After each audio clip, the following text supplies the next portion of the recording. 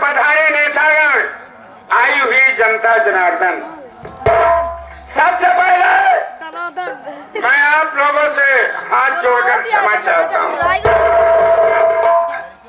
क्षमा इस बात के लिए दोस्तों, मैंने आपकी सभा में 11 बजे पहुंचने का समय दिया था, लेकिन 1 बज गए। कारण ये रहा दोस्तों, जिस वक्त हमारा हेलीकॉप्टर दिल्ली से उड़ान भरा, रास्ते में कुछ तकनीकी कमी आ गई, जिसके कारण मुझे लखनऊ में उतरना पड़ा। उसके बाद आप लोगों की सभा में पहुंचा।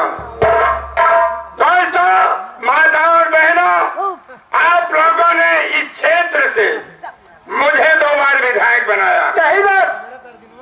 तीसरी बार चुनाव सर पे आ गया है और आप लोगों के बीच में मैं फिर खड़ा हूँ। ऐसा ही नहीं, पूरी उम्मीद रखता हूँ कि इस बार भी आप लोगों का वोट मुझे मिलेगा। दोस्तों, मुझसे जो हो सका मैंने जनता की सेवा किया। बहुत बढ़िया करें। और तुम तो जानते हो सुभाष भाई, हमेशा जी आजकल चुनाव में विधायक के 50 लाख रुपए खर्च होते हैं। पैसा कोई नेताओं के यहाँ पे नहीं लगा है। नहीं, 1 महीना आप लोगों के यहाँ नेता लोग तो होते हैं, जरूरत पड़ने पर हम लोग आपके पैर भी पड़ जाते हैं, दरवाजे दरवाजे टहलते हैं, लेकिन चुनाव जीत जाने के बाद फिर वापस लाएंगे। कोई नेता आपको फोन करने पर बात करने को कोई दिखाई नहीं देता। खूब चूसा 1 महीना आप लोगों ने। जो नेता, अरे अब तो नेतागिरी नहीं रह गई दोस्तों, अब चुनाव एक बिजनेस है। सही कहना। अगर 50 लाख रुपए लगाकर मैं चुनाव लड़ता हूँ तो 2500 करोड़ रुपए 5 साल में कमाने का दम भरता हूँ। कमाई का हम लोगों का तरीका ही अलग है। सही। रोड का ठेका दिलवाता हूँ अपने आदमी को। और का सब ठेकेदार। रोड पर मिट्टी भी नहीं डलवाता, काली पन्नी बिछवा के फोटो खिंचवा लेता हूँ और सरकार का पैसा हजम कर जाता है। और यदि आप लोग वोट नहीं देंगे, अगर मैं इस क्षेत्र से जीत गया तो कोई बात नहीं, अगर मैं चुनाव हार गया तो याद रखो, इस पूरे इलाके को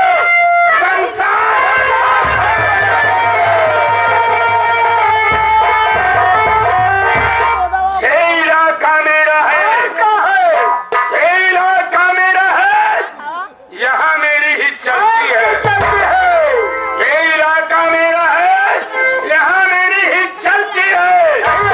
मेरी पहुँच है दिल्ली तक, हुकूमत भी देती है। सुभाष नेताजी बहुत कमाई किया नेतागिरी में मैंने। कई जगह जमीन खरीदा, कई बंगले बनवा लिए। और का, लेकिन एक बात की कमी है, तुम लोग जानते हो मैं कहीं दूर का नहीं, इसी जिला प्रयागराज गंगा पार ग्राम दगवा का रहने वाला आप लोगों के बीच का हूँ। अच्छा। मेरे परिवार में मेरी पत्नी है जिसका नाम चंपा नेताइन है। हाँ सुभाष भाई, नेताजी इतने समय बीत जाने के बाद हमारे पास एक औलाद है मात्र, जिसका नाम सुरेंद्र है। सुरेंद्र। लेकिन भगवान की ऐसी कृपा देखो, मेरा बेटा सुरेंद्र आधा पागल है, आधा पागल है। लेकिन करूं तो क्या, पागल होने के बावजूद भी सुभाष मैंने अपने बेटे सुरेंद्र की 4 शादियां की।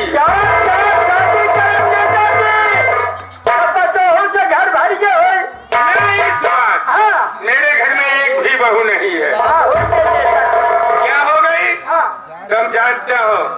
मैं दहेज का लोभी आदमी हूँ। ओहो, शादी में दहेज कम मिला।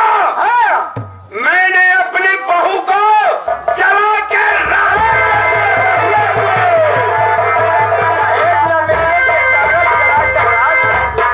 एक एक करके 4 शादियां किया और चारों बहुओं को जिंदा जला दिया। क्या करें? लेकिन 5वीं शादी मैंने फिर मान लिया। अरे बच्चों फिर मान लेना। अरे मैं लखनऊ सचिवालय से निकल रहा था। चलो मुर्गा फंस जाओ। श्रीराम नाम का एक आदमी आया, मेरे पैर पड़ गया।